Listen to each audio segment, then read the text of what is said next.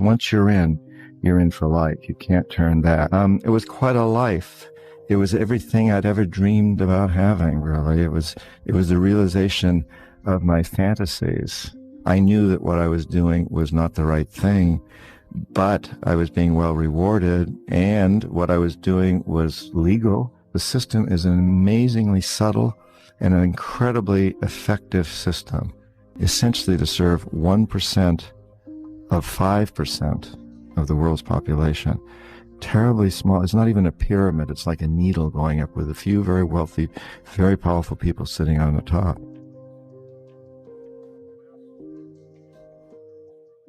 Welcome to the sacrificed.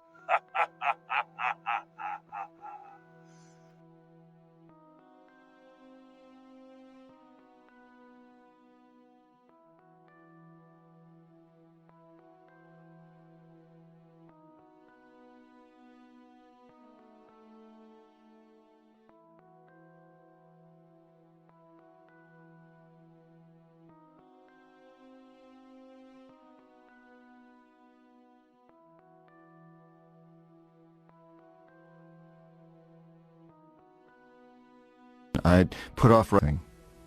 Tell us, how is it that you got brought into the profession that you held? Well, while I was still in business school in 1968, the National Security Agency recruited me. And the way that happened was that I was married to a woman whose father was very high up in the Department of the Navy, and one of his best friends was very high up in the National Security Agency. So they offered to interview me for a job, and I went in and I spent a couple of days there, especially one very intensive period when I was under lie detector interviews. And during that period of time, they discovered many weaknesses in me. I have a lot of weaknesses. And they identified me as a good candidate for an economic hitman.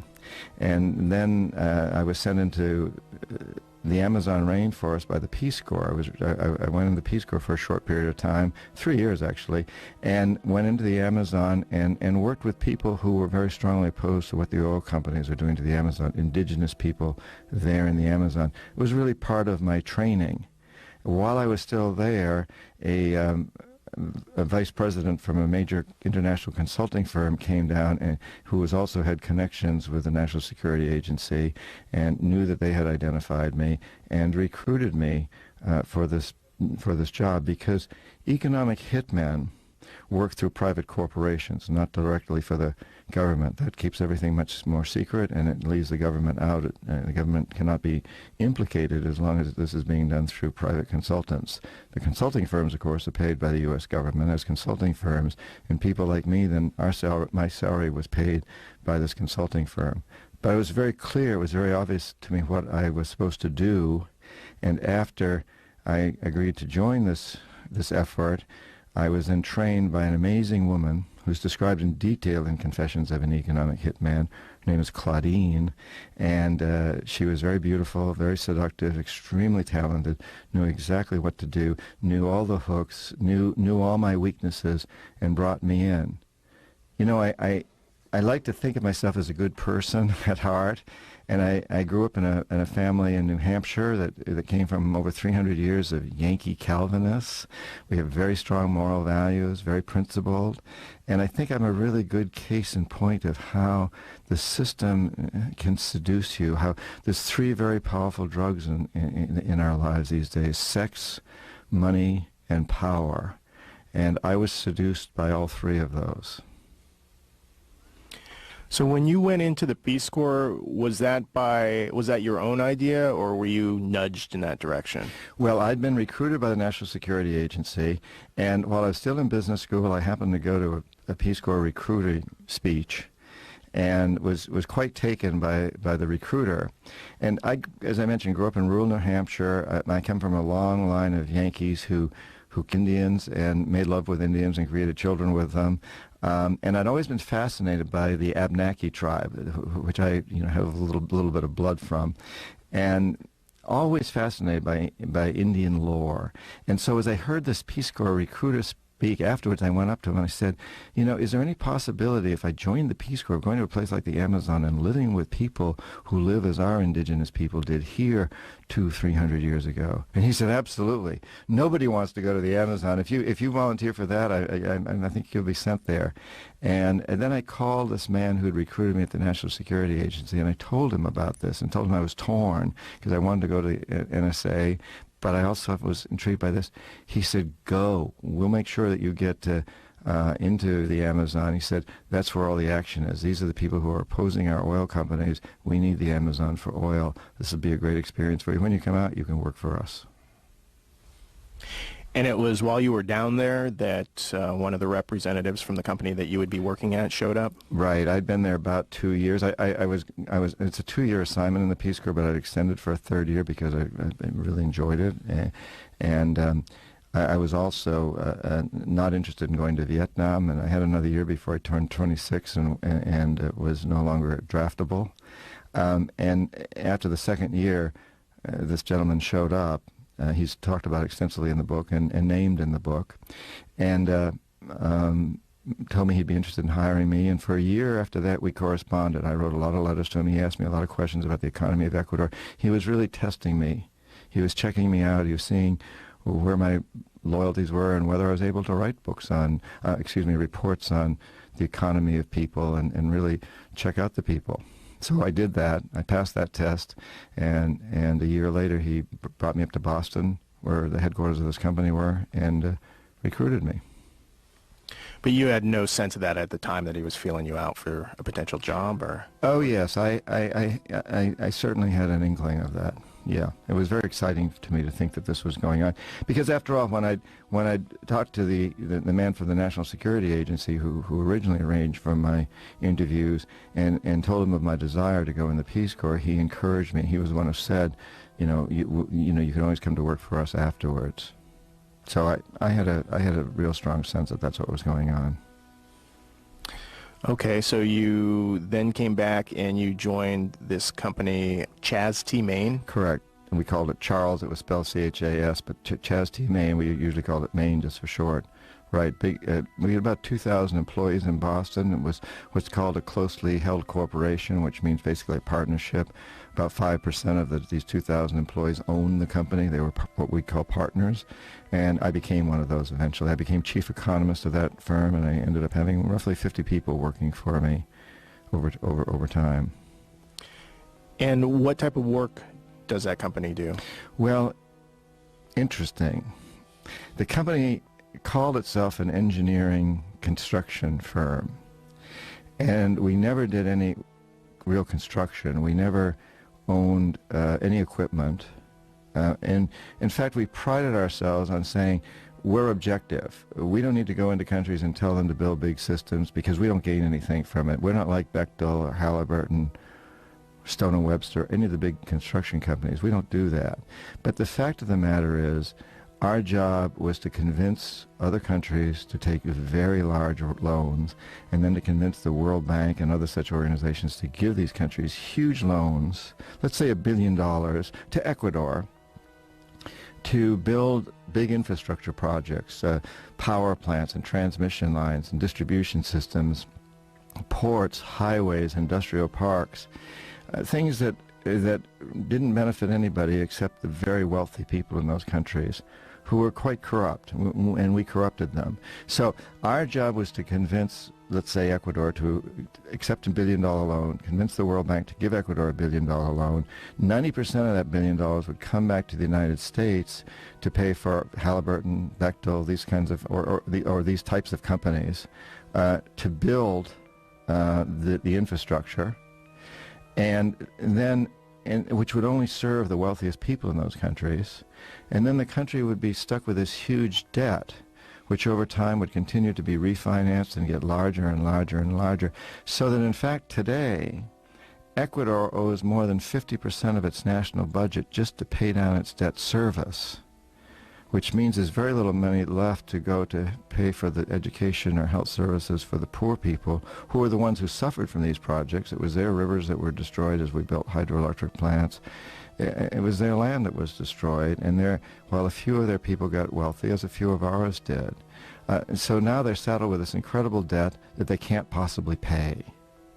And so we go in and demand our pound of flesh, very much like the mafia. That's why we called ourselves Hitman. So today, for example, this is actually what's happened in Ecuador.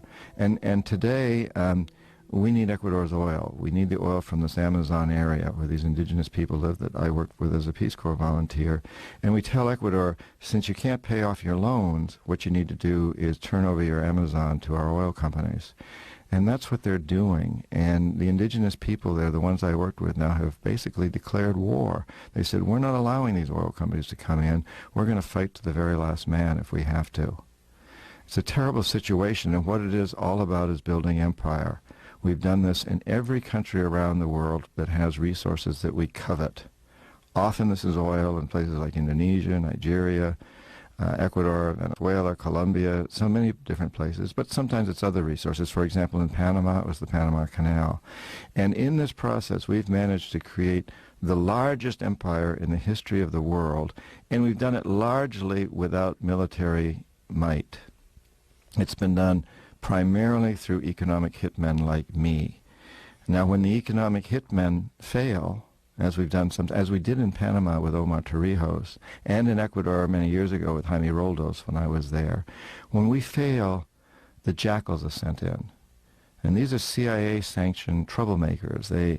They will try to foment coups in a country. They'll try to overthrow the president. If they fail, if they're not able to do that, then they'll assassinate him. And Jaime Roldos of Panama, who was not overthrown, so he was assassinated. And Omar Torrijos Jaime Roldos of Ecuador, Omar Torrijos of Panama, the same thing happened. We economic hitmen failed. The jackals went in and assassinated these presidents. It happened with Allende in Chile, Arbenz in Guatemala. It's part of what Vietnam was about. And when the jackals fail and the economic hitmen both fail, as in Iraq, the final step is for us to send in our young men and women to die and to kill. And that's what we're doing in Iraq today. All right, I want to back up a bit and go back to when you're a young man and you're being initially trained by Claudine. What was involved in that? How long did that take? And Claudine's training of me took a number of months. There was about 9 months between the time when Maine hired me and I went on my first assignment to Indonesia, and Claudine was training me during a great deal of that time, on and off. All of my training occurred in this very plush apartment, small apartment, but very plush on Beacon Street in Boston. Our headquarters, Maine's headquarters, was the Prudential Center in Boston, and this was very close to there. It was never done in our offices. It was very, very clandestine. I would spend tremendous amounts of time at Claudine's apartment, and she seduced me in every possible way. I was very seducible. She was gorgeous. She was intelligent. She was sensual. She was an amazing woman. And at the same time, she told me in no uncertain terms what was to be expected of me as an economic hitman, and told me that, and she called it a dirty business. And she said, we need to make sure that you're totally comfortable doing this and going off and doing this. If you're not comfortable doing it, then don't do it. Don't go to Indonesia. Don't take on this assignment, because once you're in for life. You can't turn back. So part of her training of me was to seduce me into it, but at the same time make absolutely certain that I was buying into it, that I was going to be a part of it. And it's your belief that she had access to the information that the NSA had gotten out of you during the polygraph tests? Correct. I have no doubt about that. She knew what my weaknesses were. She zeroed right in on them. I grew up the son of a prep school teacher in a private school in New Hampshire, and lived on the campus all my life. My dad didn't get paid much money at all. Everything was free. Our house was free. Our food was free. The lawns were mowed for us. The snow plowed. Everything was free. So we lived a pretty decent life, but I never had any cash. And I was surrounded all my life by boys who came from very, very wealthy families all over the world. And I heard their stories. And then I went to school with these boys. And they would go home on vacation to Venezuela, to Caracas, to Beirut to London to wherever they were from, and I would be stuck in this little campus all by myself in Tilton, New Hampshire, and very lonely. I'd basically been rejected by the town, and I'd rejected the town because there was animosity between the townies and the preppies, and I saw myself as a preppy. So some of it was self-imposed. But these guys would come back from their vacations with these amazing stories to tell, you know, the debutante balls they'd been to and the orgies, and you know, my life was so boring, and I developed this complex that I really wanted to excel, and I wanted to live that kind of a life. And then I went to Middlebury College, and much of the same there. That there were a lot of wealthy people at Middlebury. So I had this desire, and I was extremely shy around women, incredibly shy around women, and pathetically shy around women.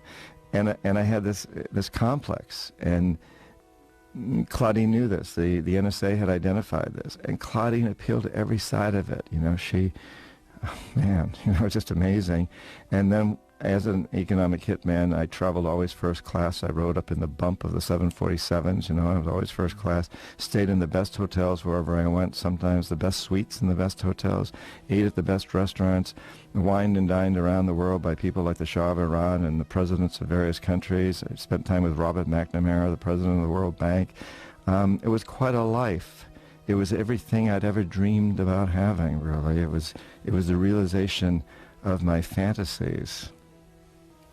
So tell us about your first assignment in Indonesia. Yes, I was sent to Indonesia as part of a team of 11 men who were there to design an electrical system for Java, the island of Java, which was the most heavily populated piece of real estate in the world at the time. Now, the reason we were going to Indonesia, this is in the early 70s, it was pretty obvious by then that Vietnam was going to fall. And the theory was the domino theory, that if Vietnam fell, then the rest of the Southeast Asian countries would fall too, and we had to stop that. We were losing in Vietnam. We had to figure out a different way, not the military solution. And Indonesia was seen as the key to this. Indonesia had a lot of oil, so that was important. It had a huge population of people. It was a very populated country. And it had the largest population of Muslims of any country in the world. And so there were many good reasons for us to go into Indonesia. So we went into Indonesia and did this study and did projections showing that if they built up their electrical system, if they took a huge loan from the Asian Development Bank and the World Bank and built up their electrical system, their economy would boom over the next 2 decades. And we arranged for the loan from the banks. And basically what we were doing was bringing Indonesia into our realm. We were saddling them with huge debts. We were going to use our own companies, and we did, to build these systems. So the money, you know, we arranged for the World Bank to make a loan to Indonesia. The money came to our corporations in the United States. Indonesia ended up with all this amazing debt. Now, I should say, Mike, that I was the only person on that 11-man team that knew the subtleties of what we were doing. I was the only economic hitman. I was the economist. I was the one who did all the forecasts. I was the one to arrange the loans. That all fell on me. The other men on that team were designing power plants, were designing the highways and ports to bring the fuels in to fuel the power plants, designing transmission lines, distribution systems, that sort of work. And throughout the industry, when I talk about these other companies, the Bechtels, the Halliburtons, the Stone & Websters, the Charles T. Maines, and the World Bank, I want to make it very clear that the majority of the people working for those organizations are not economic hitmen. They are technicians, they're engineers, they're doing what they believe is their job of designing systems. But there's always somebody at the top, there's always somebody in that organization that has a complete understanding of what's going on. It's very few people. Most of these people are in the dark about this, and they shouldn't be in the dark about it. I mean, it should be pretty obvious to them what they're doing, as it should be pretty obvious to all of us in this country where our tax money's going. It isn't that obvious. The system is an amazingly subtle and an incredibly effective system. But wasn't there one person on your team in Indonesia who did seem to have an inkling of that things weren't entirely right?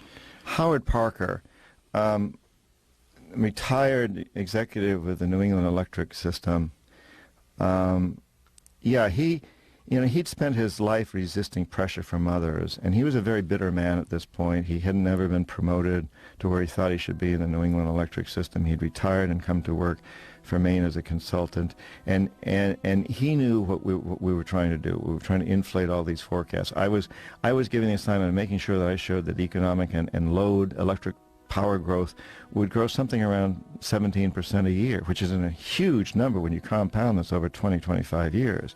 Howard was determined that it wouldn't be more than 6 or 8%, as he said. That's the norm.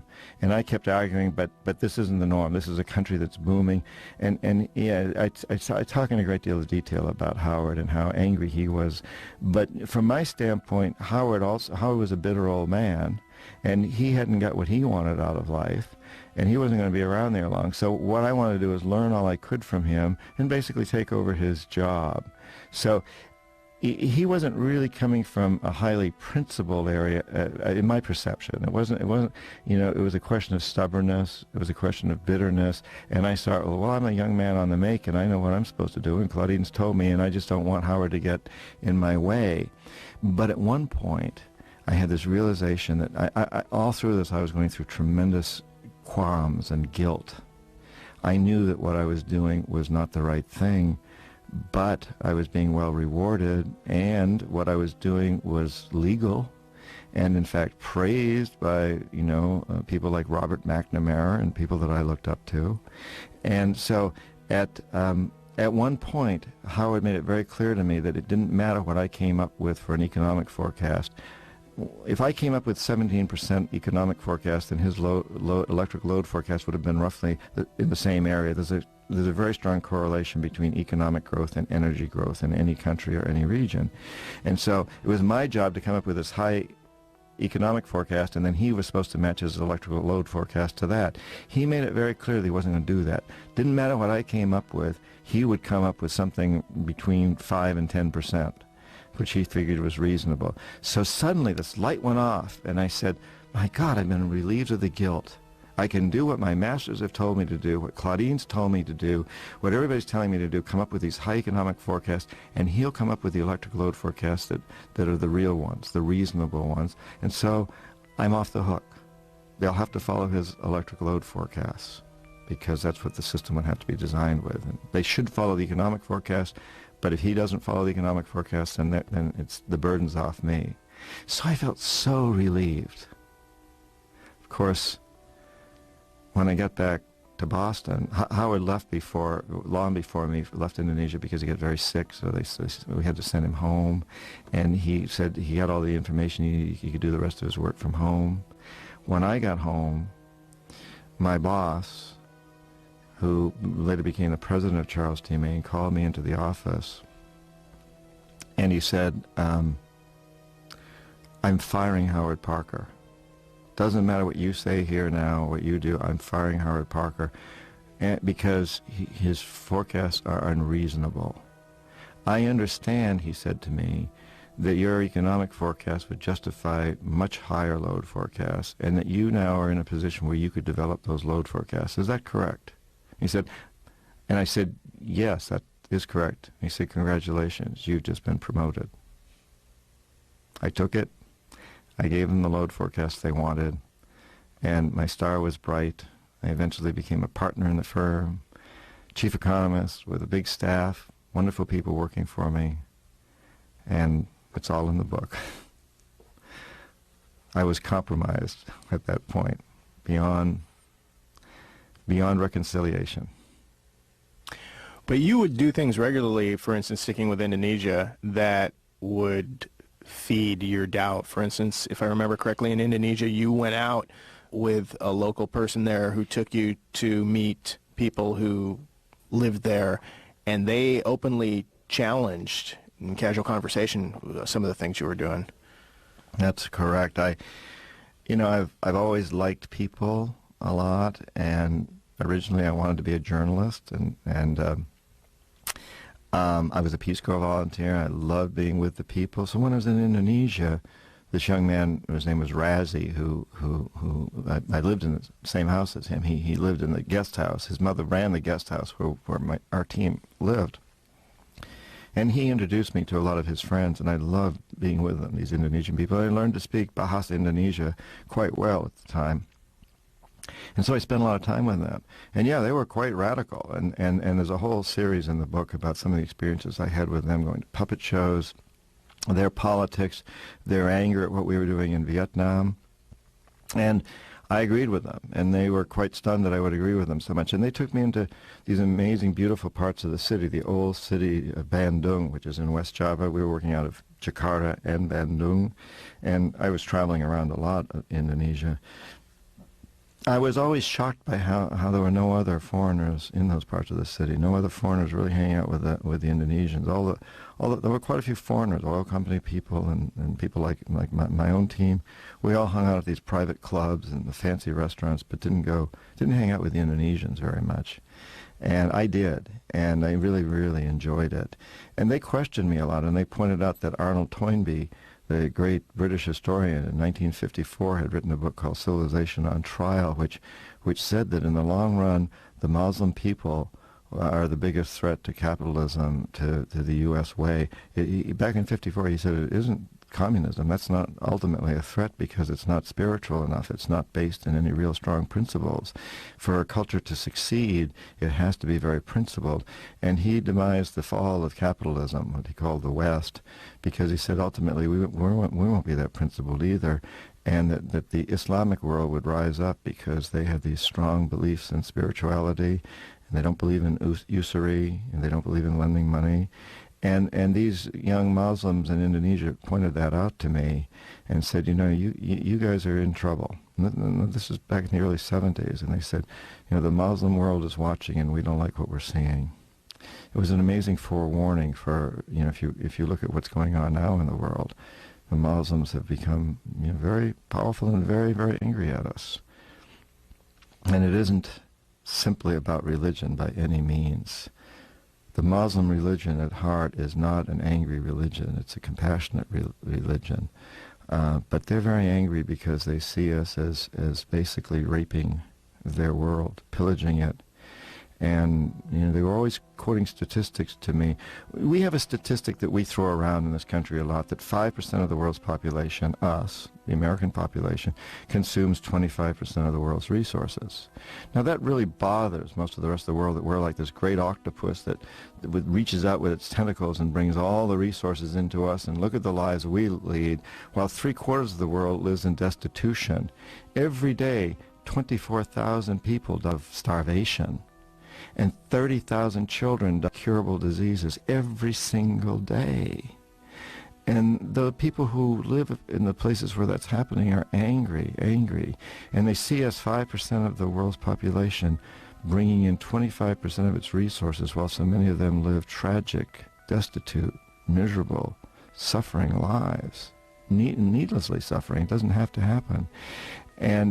But an even more important statistic, I believe, is that of that 5% of the world's population, only less than 1% controls more of America's resources than the 90% at the bottom.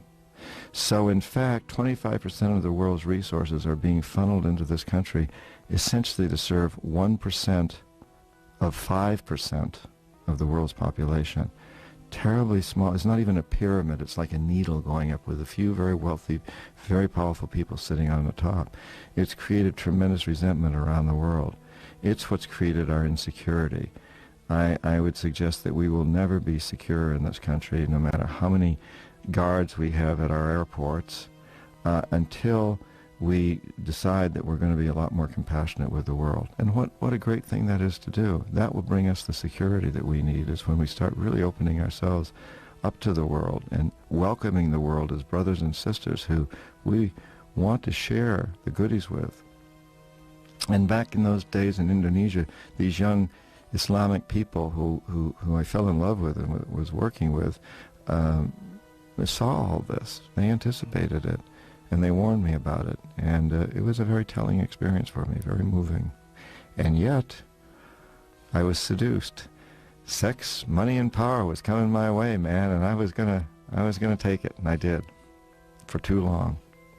So, what was your next assignment after that? What was the next big project you were saddled with, or country? Yeah, after that, I kind of began spreading out and hiring other people to work with me. So I did a lot of work in the next few years in Panama, and I also went back to Indonesia to do the same sort of thing we'd done in Java up on the island of Sulawesi, and Colombia and Iran. So for 3 or 4 years, my time was very much split between those countries, and I would take other journeys into Egypt and Guatemala and many other places, and I began hiring and hiring and hiring. I mean, I became very popular within Charles T. Main because I was going along with the system, and the World Bank was loving what I was doing, and I just kept expanding my department. I became a partner. I was making a lot of money, and for the company as well as for myself. So it involved quite a few countries. But, you know, the ones that had the greatest impression on me after Indonesia were Panama and Iran, and then Saudi Arabia. All right, I want to go into a little more detail on those, but first, you had spoken about how people on your team when you were in Indonesia didn't have a grasp of the bigger picture of what was going on there. You were the single person that did. Once you started expanding your staff, were other people who were part of your staff, did they have the big picture? And then also, what about people at the World Bank and these other large organizations that you're kind of a front company for? Did they have the big picture? Great question, Mike. And the question to the answer to both of those questions is essentially no. At the World Bank, there were people that knew, and the people at the top certainly knew. But most of the people who were analyzing my reports and did not, and in fact would try to punch holes in my forecasts. I had to defend them very, very strongly, which I became very expert at doing and very good at doing. So these people were hired basically to pick apart the reports of consultants. But their bosses knew. They were part of the system. There were always, in all of these organizations, there are a few people who are the economic hitmen who know what's going on, and the rest are pretty much kept in the dark, and they're doing their jobs, what they see as their jobs. But in the end, the economic hitmen win out because we all know. I mean, so if you're a PhD economist who's assigned to pick apart my study and punch holes in it if you can, you do that. I defend it strongly. Your boss is on my side ultimately. He's an economic hitman too. So in the end, I'm going to win. But there's going to be a song and a dance. So there's a great paper trail that shows that you really did your job. You tried to punch holes in me, but in the end, you became convinced that everything I was saying was true, was fact. And you get promoted, and you get a good bonus. Well, maybe at the World Bank it's a different set of bonus systems, but you get the goodies too by going along ultimately. It was, as far as the people that I hired is concerned, and this became a very important part of my final decision to leave that world, because I kept hiring young men and women to go out and do the same thing I was doing, but I never told them that they were doing it. They did not get the benefit that I get of a Claudine who trained them and said, this is what you're going to do and you're in for life. Instead, I told them what the results were that I wanted. If they went off to work in Saudi Arabia or Bolivia or wherever I sent them, I let them know that they better damn well come back with really high forecasts, with the kind of numbers that I wanted to see. If they didn't, they wouldn't have a job. If they did, they would get promoted. They would get good Christmas bonuses. I mean, I controlled all that. And I also was very manipulative in convincing them. I mean, and at the time I was also publishing a lot of professional papers. I had a couple of very astute young people working for me. One was a PhD from MIT, in a mathematician. He got his PhD from MIT when he was 22 years old. He was a young man from India, and brilliant. And he produced the kind of results I wanted. We wrote these papers. So we had a whole system in place of convincing everybody that what they were doing was right, and then rewarding them, or the carrot and stick approach, that they get well rewarded when they did what I wanted, and if they didn't do it, they didn't get rewarded, and they might get fired. So they didn't have the same benefit that I did of being told, this is what you're doing. And in the end, that made me feel very guilty that I'd manipulated people like that. It was one of the reasons that I wanted to get out, and one of the reasons that I wrote the book, because that's typical throughout these organizations. There are people doing that. Throughout the corporate world, I know people who work for big corporations now that are outsourcing, that have sweatshops in Asia producing the goods that they're selling in the United States, paying people $1 a day or less, people who are working in terrible conditions, and the men and women who are in charge of those operations out of places like Seattle and Portland and San Francisco and various other places. These men and women are going into these countries. They know, in their hearts, they know that what they're doing isn't right. But back home in the headquarters office is a whole team of psychologists, lawyers, and others telling them that what they're doing is fine, it's good, and that the people who are working in the sweatshops getting $1 a day are better off than as if they didn't have those jobs, which is patently absurd, because those people, many of them lived on subsistence economies. True, they may never have made any money before, but they lived very well on subsistence economies until these companies came in and created a local market, a local economy that now depends on the dollar. So in a very few years, they've gone from living subsistence lives and statistically having no money at all, totally impoverished statistically, but their lives are quite good, to now suddenly having to work for these big corporations, working in these sweatshops, making $1 a day, dependent on the dollar economy, or maybe it's $10 a day, whatever, but dependent on that money, and this subsistence existence they had before is gone. And then that company, the next year, decides that the labor pool is cheaper someplace else, and they move out. And these people who become dependent on these pittances they've been paid by our companies suddenly don't have even the pittance. And it's a terribly tragic situation. And the men and women who are the equivalent of the corporate economic hit people who are doing this, I know them. I know a number of them personally. In their hearts, they know what they're doing is wrong, but they're being well rewarded. Their families are being taken care of. Someone's patting them on the back saying, isn't it wonderful that you're making it possible for these people to get $1 a day? And they have a whole team, as I said before, psychologists, economists, and lawyers telling them that everything they do is perfectly good and for the best and for the best of the world. That's how we build empire. So tell us about Panama, because it became evident when you read the book that you actually ended up having a friendly relationship with that country's leader. Omar Torrijos, yes, I would like to think of him as a good friend. And, you know, as I think I said earlier, Mike, sometimes when I look at my own story, and I just heard you ask that question, I'm thinking, Omar Torrijos, when I first went to Panama, his picture was up on this billboard, and he was a mythical figure to me. He was probably going to be up for a Nobel Prize had he not been assassinated. He was one of these bigger than life people, and to think that I spent time with him and met him, as I look back, is just pretty amazing to me. This young man from rural New Hampshire, and my life, it seems unbelievable to me at times. If I hadn't lived it, I'm not sure. And as you read the book, I tried to write it to bring out some of that feeling, and sometimes it reads more like a James Bond novel, I think, than the biographies of most economists. But that's the life I lived. It was that way. Great food, great booze, fast women, and lots of power, money, sex, the whole works, you know. And Omar Torrijos was a magnificent man. He had his faults, like everybody. But he saw that clearly what I was going to do. He invited me to this little bungalow outside Panama City to have a private meeting with him. And he said, look, you know, I know what you're doing. I know the game you guys are playing. And I know what you're going to do is inflate all these forecasts, and you're going to give me a system that I can use and a few of my wealthy friends, but my country's going to suffer, and your country's going to get rich, and you're going to have a hold on me. What you really want is my canal. So I'm not going to let this happen.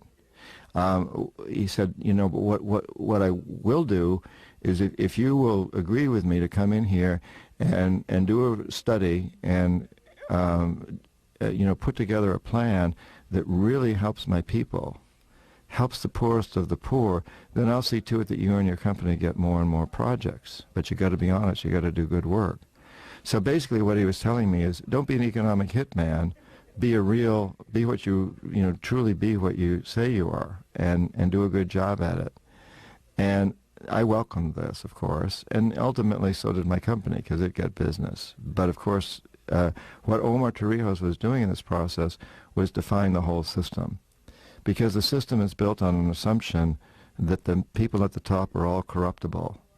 And if you find someone at the top who isn't corruptible, then he can destroy the system, not only in that country, but in many other places. Because once someone starts to resist and someone starts to point out the truth behind the system and the fact that it can be opposed, then everybody in the system sees a threat and is in trouble.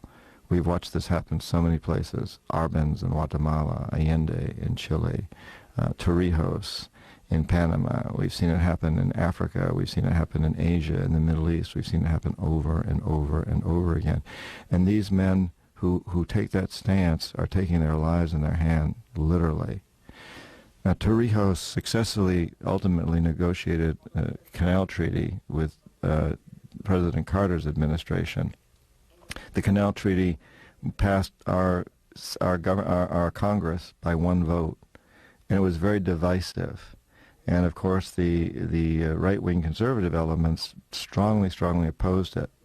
The other thing that was happening is that Torrijos was negotiating with the Japanese to build a sea-level canal. The current canal is based on locks, and it can't take the largest of our ships. And so a sea-level canal would be able to do this. So the Japanese were saying that they would finance it, and then, of course, if they financed it, they would construct it. Well, this deeply upset our big construction companies. And at that time, the president of one of those largest companies was George Shultz. The senior counsel lawyer at Bechtel was Caspar Weinberger. They were very incensed that Torrijos was even talking to the Japanese about this. After the Canal Treaty was negotiated, Carter then lost the next election to Reagan. Shultz came out of being president of Bechtel and became Secretary of State. Weinberger left Bechtel and became Secretary of Defense. And the Reagan administration tried to renegotiate the Canal Treaty with Torrijos. He wouldn't do it. They tried to get him to agree to specifics like leaving our military bases in there, and most importantly of all, they desperately tried to get him to stop talking to the Japanese about a sea-level canal. He refused. He was a very integritous man in these regards. He absolutely refused, and so one day his Twin Otter plane, the presidential plane, blew up. I was waiting for it to happen. This is the way the jackals do things, and there was a lot of evidence that a tape recorder that he'd been given before the plane took off was a bomb. There's no question in my mind, and there's no question in a lot of the minds of a lot of the investigators throughout South America. People knew that this was a CIA orchestrated assassination. Of course, it hardly made our press. And next, Noriega took over. And Noriega was not an Omar Torrijos by any means. He was a much more corrupt individual. He had a lot of very unpleasant personal habits. He was not charismatic, but he stuck to his guns to a large degree. He too refused to give up negotiating with the Japanese. He refused to renegotiate the Canal Treaty. He refused to allow the American military bases to stay. They left and went to Ecuador. So as an upshot of that, of course, we invaded Panama in 1989. 2,000 to 3,000 Panamanians, innocent civilians, were killed in the process, and Noriega was taken prisoner and still sits in a prison in Miami, Florida.